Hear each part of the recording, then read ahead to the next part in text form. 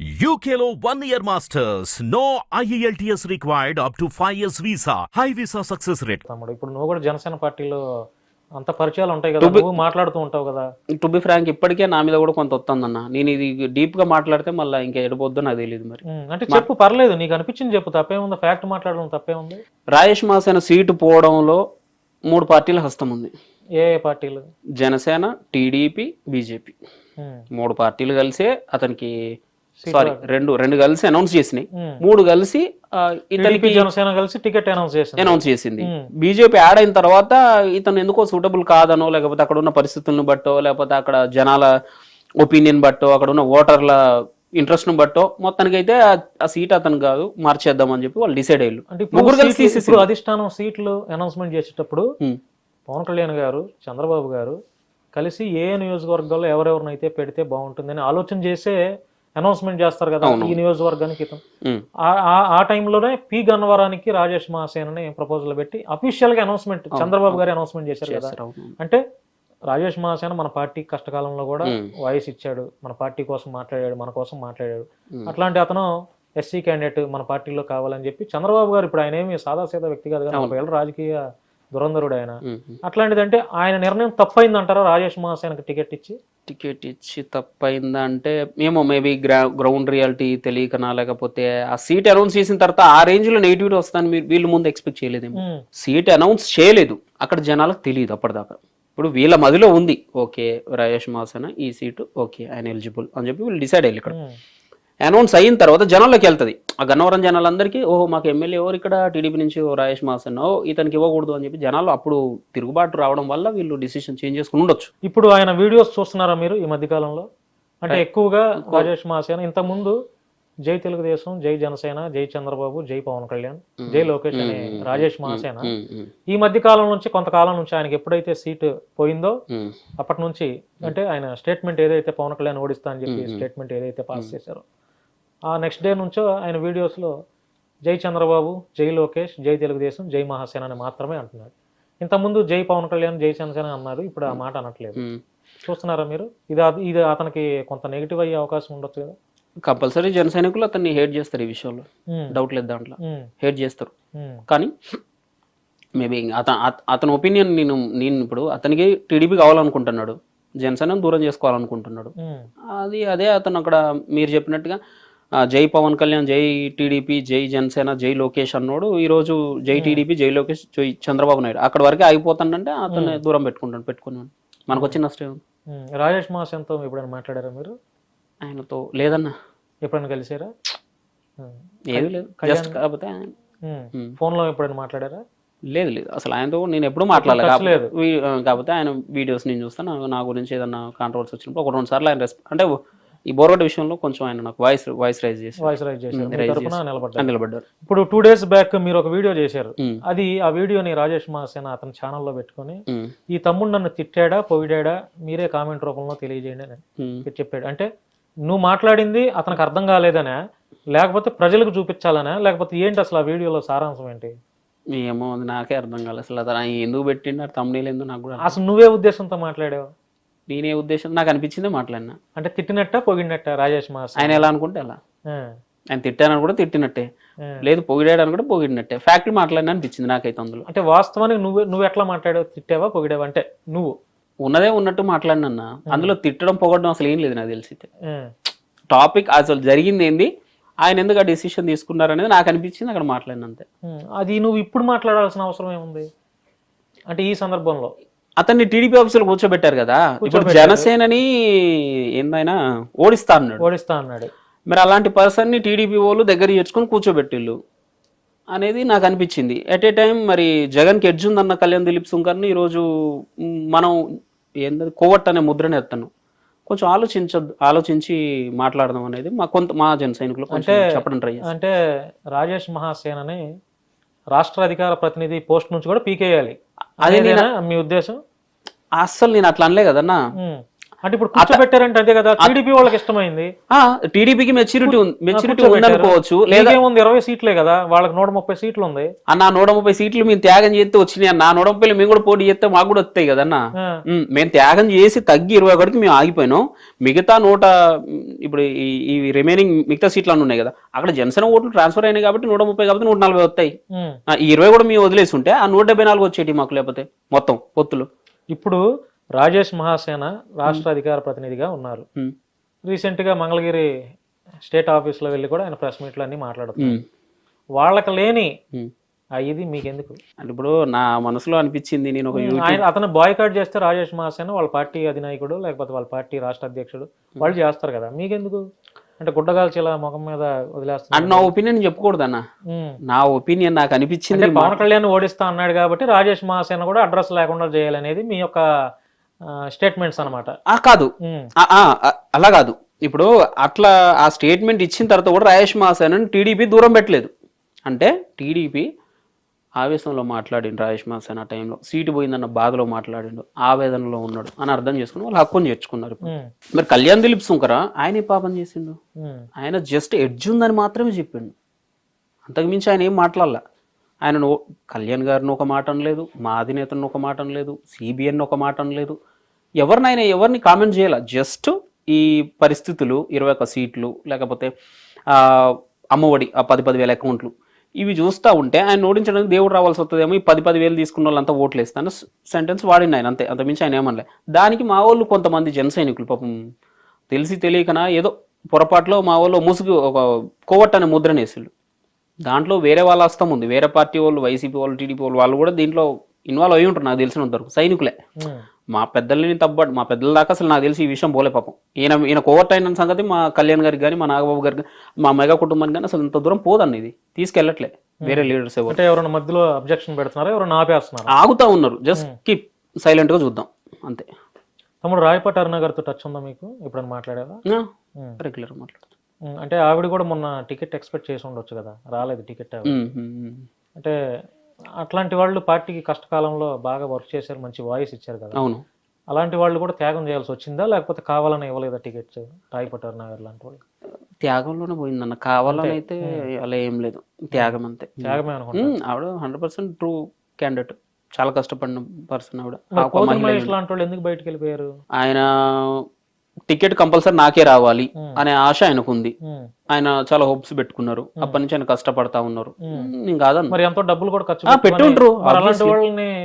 మరి పరిస్థితి, రాష్ట్ర పరిస్థితి దానికంటే నీ టికెట్, నీ ఖర్చు, నీ డబ్బులు, నీ ఎమ్మెల్యే పదవి ఇదేది ఎక్కువ కాదు. ముందు రాష్ట్రం ఇబ్బందుల్లో ఉంది, దాన్ని కొద్దిగా సరిదిద్దిన తర్వాత నెక్స్ట్ టైంకి నీకు టికెట్ ఇస్తాం అని కళ్యాణ్ గారు చెప్తే అది ఆయనకు నచ్చకపోవచ్చు. దానివల్ల ఆయన అప్పుడు మీ అధినాయకుడు పవన్ కళ్యాణ్ గారు పోతిన మహేష్ని పిలిచి, మహేష్ నీకు ఇప్పుడు ఈ పదవి, నీకు టికెట్ కాదు, మన గవర్నమెంట్ వచ్చినాక మీకు మంచి నీ గుర్తింపు మేము ఇస్తాం, నువ్వు పడిన కష్టానికి మేము చేయాల్సిన న్యాయం చేస్తాం అని ఒక మాట చెప్పుంటే పోతిన మహేష్ పార్టీ విడిచి వెళ్ళేవాడా? చెప్పలేదని మీరు అనుకుంటున్నారా? చెప్పలేదేమో కాబట్టే కదా మరి పోతిన మహేష్. లేదన్న, ఆయన ఎలక్షన్ కి ముందు కళ్యాణ్ గారిని కలిసినట్టుగా ఉన్నారు. మేబీ ఆయన పార్టీని వదిలిపెట్టడానికంటే ముందు కలిసి, నేను చూసిన ఒక పోస్ట్ లో కళ్యాణ్ గారిని ఆయన కలిసిళ్ళు. నాదెండ్ల మనోహర్ గారిని కూడా ఆయన మీట్ అయ్యారు.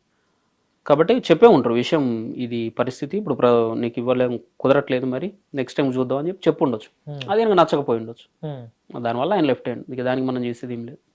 అంటే ఇప్పుడు రాజేష్ మహాసేన ఒకరు, కళ్యాణ్ దిలీప్ సుంకర, పోతిన మహేష్, వీళ్ళ ముగ్గురు పార్టీని అంటే దూరం చేసుకోవటం వల్ల వీళ్ళ ముగ్గురికి అరే కొంత మన అనవసరంగా మాట్లాడామే ఈ పార్టీ గురించి అని అనుకోని ఉంటారా?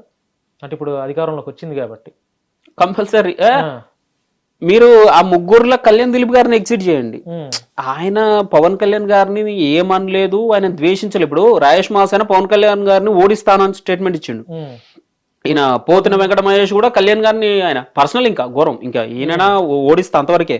ఈయన నీ భార్యను తీసుకుంటరా అన్న, లెజినోని పట్టుకరా, నీ 4వ భార్యతో నువ్వు గృహప్రవేశం చేయి, ఇలాంటి క్వశ్చన్స్ అడిగింది నేను. ఎవరు? పోతిన వెంకట మహేష్. వీళ్ళు బాధపడి ఉంటారు. కళ్యాణ్ దిలీప్ గారు అయితే పవన్ కళ్యాణ్ గారిని ఏ రోజు ఒక మాట అనలా. ఆయన ఫ్యామిలీ విషయాలు కానీ, ఆయన పర్సనల్ విషయాలు కానీ వచ్చినప్పుడు అందరికంటే ఎక్కువ, మా అందరికంటే ఎక్కువ క్వశ్చన్ చేసింది కళ్యాణ్ దిలీప్ సుంకర. ఆయన ఏం ఫీల్ అవ్వరు, కళ్యాణ్ గారు గెలిచినందుకు ఆయన హ్యాపీగానే ఉంటారు. కాకపోతే ఆయన లెక్క తప్పింది. ఆయన అనుకున్నది ఏంది, ఈ అమ్మఒడి ఒకటి, తర్వాత ఆ 21 సీట్లు కాబట్టి జనాల్లోకి అది వెళ్ళకపోవచ్చు, ఆ ఇంపాక్ట్ ఈసారి ఎలక్షన్లో జగన్కి ఎడ్జ్ చూపెట్టొచ్చు అనే లెక్కలు ఆయన వేసుకున్నాడు. ఆ లెక్క తప్పింది అంతేగాని పవన్ కళ్యాణ్ గారిని అనవసరంగా నేను అన్నానే అసలు అంటే కదా అనవసరం అనే మాట రావడానికి అసలు ఆయన అనలే, ఆయన ఏమనలే, జస్ట్ ఎడ్జ్ ఉంది అన్నారు. ఓహో నేను అనుకున్న తప్పు, ఓకే నేను ఎక్స్పెక్ట్ చేసింది రాంగ్ అనుకున్నాను, సైలెంట్గా ఉండు అంతే. తమ్ముడు ఇప్పుడు మన 2 తెలుగు రాష్ట్రాల్లో ఉన్న మనుషులు అనే మనందరం ఒక్కొక్కరు ఒక్కొక్క అభిమాన నాయకుడినో లేకపోతే హీరోనో మన అభిమాన నాయకుడిగా లేకపోతే మన ఫేవరెట్ హీరో అని చెప్పుకుంటాం. అసలు పవన్ కళ్యాణ్ గారిని నువ్వు అభిమానించడానికి కారణం ఏంటి? అసలు ఎక్కడో ఒక చోట తగులుతుంది కదా పవన్ కళ్యాణ్ గారిని అభిమానించడానికి. ఏమన్నా సినిమాలు చూడటం మెయిన్ అయితే మూవీస్ అన్న చిన్నప్పటి నుంచి అవునా నాకు బాగా గుర్తున్నా 2003 అని కూడా గుడుంబ శంకర్ రిలీజ్ అది.